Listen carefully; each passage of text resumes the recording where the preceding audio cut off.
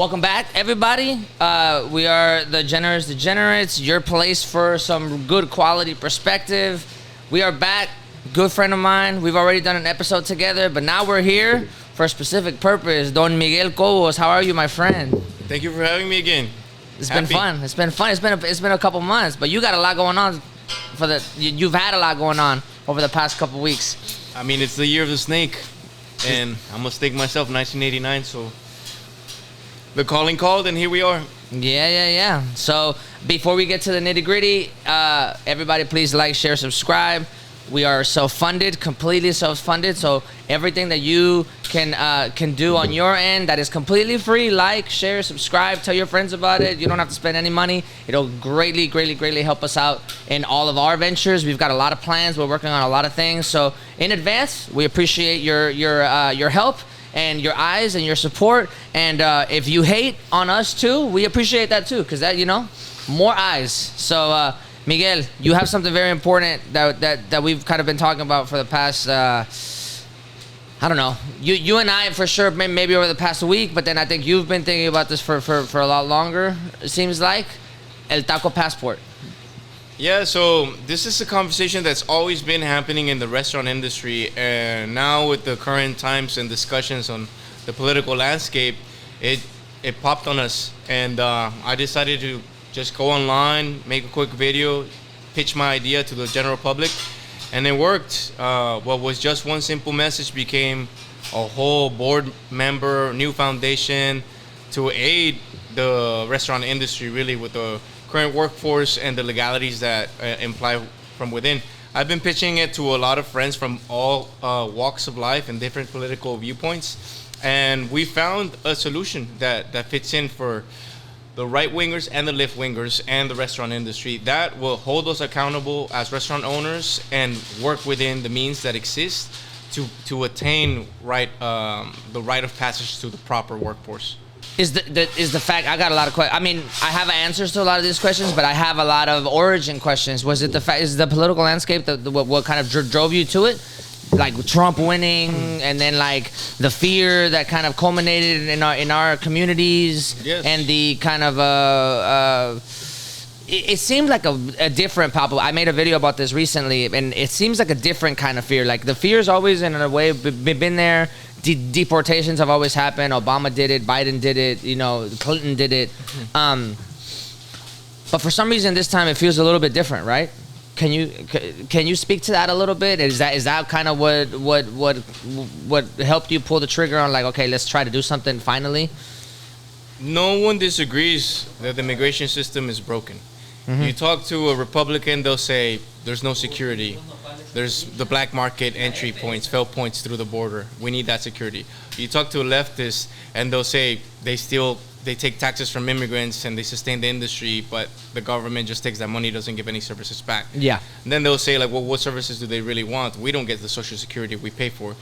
Right, but it's also 15% divided by the employee and the employer, that the government takes, and nothing happens. And yet, a large chunk of the restaurant industry in the nation is sustained by immigrants. There's a book by a researcher out of New Mexico University, the University of New Mexico, in Albuquerque, called Front of the House, Back of the House, full of research statistics of the restaurant industry. And the back of the house is predominantly always immigrant and always exploited by the government system. Really, like, people say, like, well, the employer should be taking care of them. It's like small businesses can barely even afford to get to rent.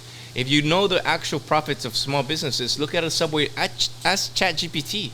They'll tell you a successful small business like a Subway or a McDonald's, if efficient, makes 10 to 15%. It gets about yearly revenue about 500, 600K, 50K of profit. You can't even pay like for yourself to stay alive from that. Like, you just make, that's what's called small business. There's enough to stay in your livelihood and afloat, but not enough to sustain health insurance, legal proceedings, working visas. That doesn't exist. And that is the conversation that we need to have, because all of us in the United States are looking for the better part of our nation. We're looking for our nation to be better. Yet we're divided in this topic. So these conversations are super essential to bring both sides of the aisle and look at the actual stats and not just fight and blame each other. So this, with the Taco Passport, that's exactly what we're trying to do, is raise funds to have legal proceedings for the workers that sustain this industry. That is what it's doing. And aside from that, it's also to have real discussions, not led by politicians, but led by the industry, so you know the actual facts. I'm not here to give you a populist message, which we've been receiving from the Republicans and the Democrats. Yeah. Always, right? When was the last amnesty of immigration? 1987? That's when my mom got it. Yeah, that's when my grandmother got it. My grandfather was a bracero in the 40s with the working permit, and yet that hasn't happened again. So this is an industry-driven attempt to hold a discussion and also collect funds for legal proceedings for our own workers in this industry. So it's a two-pronged mission statement there. Right. It's a grassroots movement. It's a citizen movement. I think we're not politicians here. Like, we don't even care about that rhetoric. We care to fix the problem that neither the Democrats nor the Republicans fixed. Yeah. I have a lot to say about that, just in general, having lived through the 90s, post-amnesty.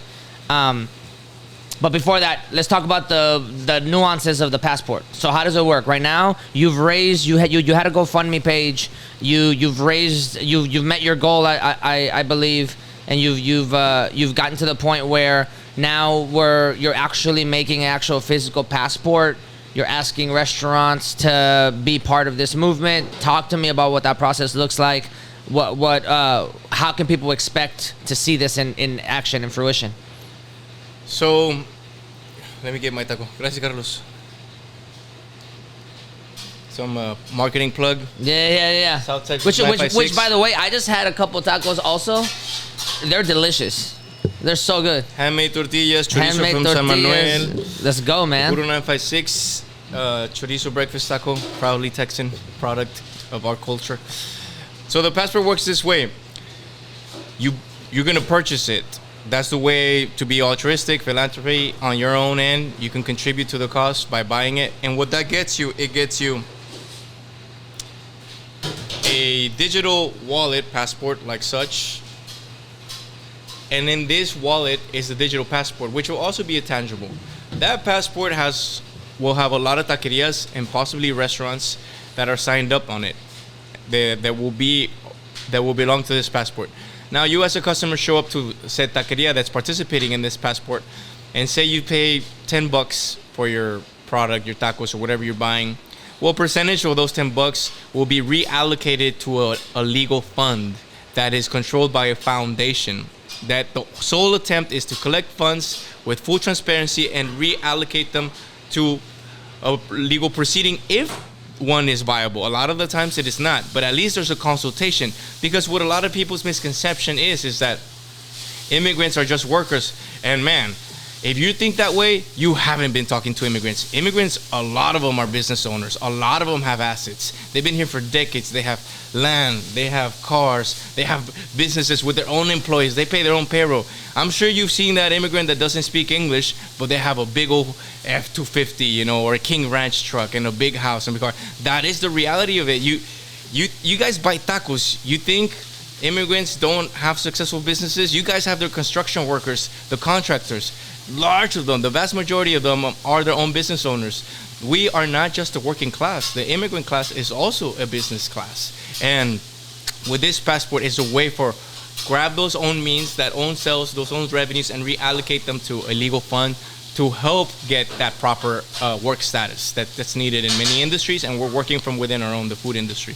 The goal is to help out the restaurant industry primarily. Correct. That's where the taco passport comes from, right? Like you buy tacos, you're helping out the restaurant industry, help out its own people. Right? Correct. It's holding us accountable. It's holding us with our own use case, our own business case. Can we do it? And can others do it? Because that's the argument that the current government says, right? It's like, why didn't people file? There's many implications. There's many nuances that people haven't looked into it. And that's what we're doing. Is like, okay, let's have the funds. It's not just about the money. A lot of the times it's other resources and other liabilities that they have that they don't know how to even act upon. It's not that they're just lazy. Like, many of these people have 80-hour jobs and they just get behind on it. So this is a way of us proving the concept is, can a business really help its own workforce get that? And if we remove the money aside, then we should be able to at least some of them get in here. A lot of them have kids already, and that creates legal pathways into it too. A lot of them married but never even filed. A lot of them, women have gotten, unfortunately, through domestic violence. That qualifies them into it. There's many legal ways to go into it, and if there isn't, this is a way for them to at least protect their assets if the case were to be that they need to go back to wherever they need to go back to the origin country.